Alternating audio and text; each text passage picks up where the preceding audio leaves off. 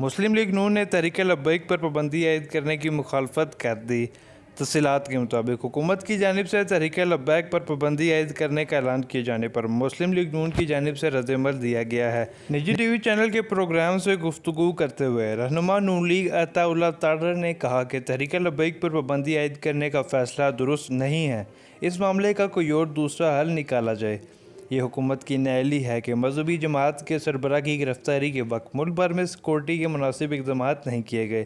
اس موقع پر رہنما people party Chaudhry منظور حسین نے بھی تحریک لبیک پر پابندی عائد کرنے کے طریقہ کار پر اعتراض کیا۔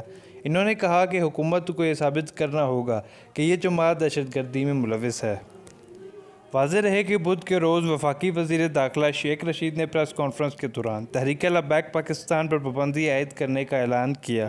شیخ رشید کا کہنا تھا کہ تحریک لبیک پاکستان پر پابندی عائد کرنے کا فیصلہ انسداد دہشت گردی ایکٹ کے تحت کیا گیا۔ ان کا کہنا تھا کہ سیاسی حالات کی وجہ سے نہیں، تحریک لبیک کے کردار کی وجہ سے پابندی لگائی جا رہی ہے۔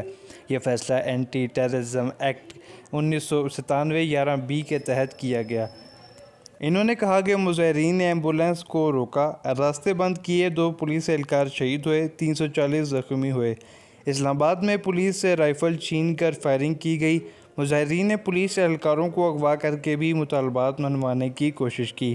جن پولیس والوں کو اغوا کر کے مطالبات کیے جا رہے تھے وہ اہلکار واپس تھانے پہنچ گئے ہیں۔ اس ملک میں ختم نبوت کو کوئی ڈر نہیں ہے۔ انہوں نے کہا کہ پنجاب حکومت نے تنظیم پر پابندی عائد کرنے کی سفارش کی ہے، ہم پابندی سے متعلق سمری کابینہ کو بھیج رہے ہیں۔